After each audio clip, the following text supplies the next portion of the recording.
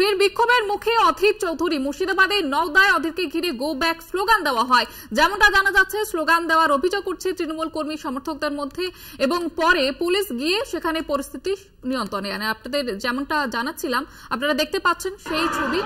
অধীর চৌধুরীকে ঘিরে go back slogan, বিক্ষোভের মুখে পড়েন অধীর চৌধুরী। মুর্শিদাবাদের নওদায় তিনি যান এবং সেখানে বিক্ষোভের মুখে পড়েন। তাকে ঘিরে গো ব্যাক স্লোগান দেওয়ার অভিযোগ উঠছে তৃণমূলের কর্মী সমর্থকদের মধ্যে। এর আগে আমরা দেখেছি যে বেশ কয়েকটি জায়গায় গো ব্যাক স্লোগান দেওয়া হয়েছে, তাকে ঘিরে তিনি বিতর্কেও জড়ান। এবার আজকে মুর্শিদাবাদের নওদায় তিনি যান এবং সেখানে গিয়ে বিক্ষোভের মুখে পড়েন।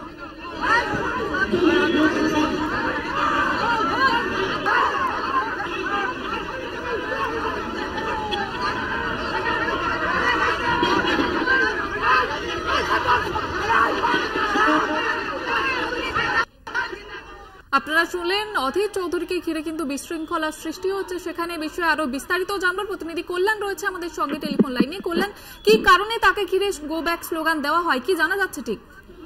দেখো জয়িতা, সেটা হচ্ছে আজকে অধীর চৌধুরী নওদা গেছিলেন, নওদা ভোট প্রচারে গেছিলেন। দমদমা এলাকায় অধীর চৌধুরী যখন ভোট প্রচার করতে শুরু করেন, সেই সময় তার গাড়ির সামনে বিক্ষোভ দেখাতে শুরু করে বেশ কিছু এলাকার যুবক। এবং যেটা জানা যাচ্ছে, ওই যুবকরা সবাই তৃণমূল কর্মী সমর্থক। তাদের দাবি যে অধীর চৌধুরী গত 25 বছর ধরে সাংসদ রয়েছেন, অথচ এলাকায় উন্নয়ন কিছু করেননি। করোনার সময় অধীর চৌধুরীকে দেখা যায়নি। এখন ভোট পাখি হিসেবে অধীর চৌধুরী সেখানে এসছেন প্রচার করতে। সে কারণেই তাদের এই বিক্ষোভ এবং তারা জানতে চাইছেন যে কেন হঠাৎ করে এই সময় তিনি আসছেন, এতদিন তিনি কোথায় ছিলেন। কংগ্রেস এবং অধীর চৌধুরীর বক্তব্য যে তিনি যেখানেই যাচ্ছেন সেখানেই বিভিন্ন সময় বিভিন্নভাবে তাকে গো ব্যাক স্লোগান দেওয়া হচ্ছে, তাকে ভোট প্রচার করতে দেওয়া হচ্ছে না। অথচ ভোট প্রচার গণতান্ত্রিক অধিকার, সেই অধিকার থেকে তিনি বঞ্চিত হচ্ছেন। তুমি জানো, কিছুদিন আগে বহরমপুরের ওয়ার্ডে বিধান দে নামে এক তৃণমূল যুবককে অধীর চৌধুরী গলা ধাক্কা দিয়েছিলেন, তাকে হেনস্থা করেছিলেন। ঠিক তার দুদিন পরেই মুর্শিদাবাদ মেডিকেল কলেজ হাসপাতালে বিজেপির যিনি জেলা সভাপতি রয়েছেন শাকারফ সরকার, তাকেও তিনি ধাক্কা দেন। যার ফলে অধীর চৌধুরী পরপর মেজাজ হারাচ্ছেন, এই দাবিও তুলছে বিরোধীরা। এবং সেটা ভিডিও বিভিন্ন সময় ভাইরাল হচ্ছে, বিভিন্ন সময় সংবাদ মাধ্যমের কাছে ভিডিও ফুটেজ দেখা যাচ্ছে।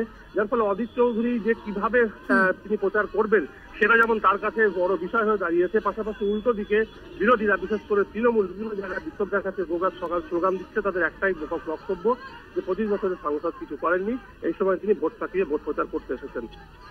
একেবারে ধন্যবাদ কল্যাণ। আমাদের সঙ্গে ছিলেন প্রতিনিধি কল্যাণ চন্দ্র।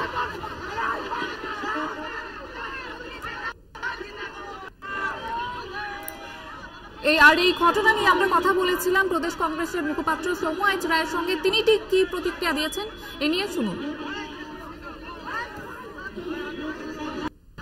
গো ব্যাক স্লোগান দিল তো চারটে লোককে টাকা পয়সা দিয়ে তৃণমূল গো ব্যাক স্লোগান দিল, মানে হতাশার থেকে করছে, চরম হতাশার লেভেল এত দূর গেছে যে রোজ গো ব্যাক স্লোগান দিতে হচ্ছে।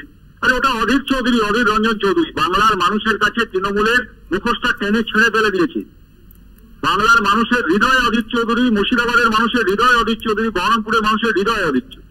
এটা ওরা জেনে গেছে যে অধীর রঞ্জন চৌধুরীর কাছে তৃতীয় পজিশনে যাবে তৃণমূল, তাই ভয় পেয়েছে। আতঙ্কগ্রস্ত তৃণমূল হতাশার থেকে এইসব কাজ করছে। যদি কেউ জেতে, যদি কারো মানবিক জোর বেশি থাকে, তাহলে এইসব কাজ করে নাকি?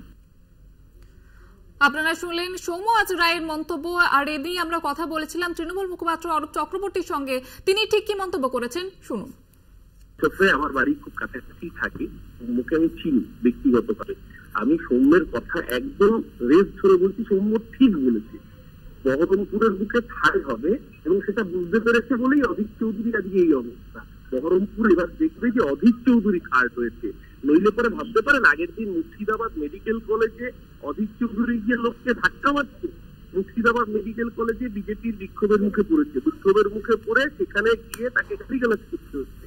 যে মুর্শিদাবাদ, যে বহরমপুরের বেতাজ বাদশা অধীর চৌধুরী, তাকে ছাড়া নাকি গাছের পাতা নড়তো না বহরমপুরে।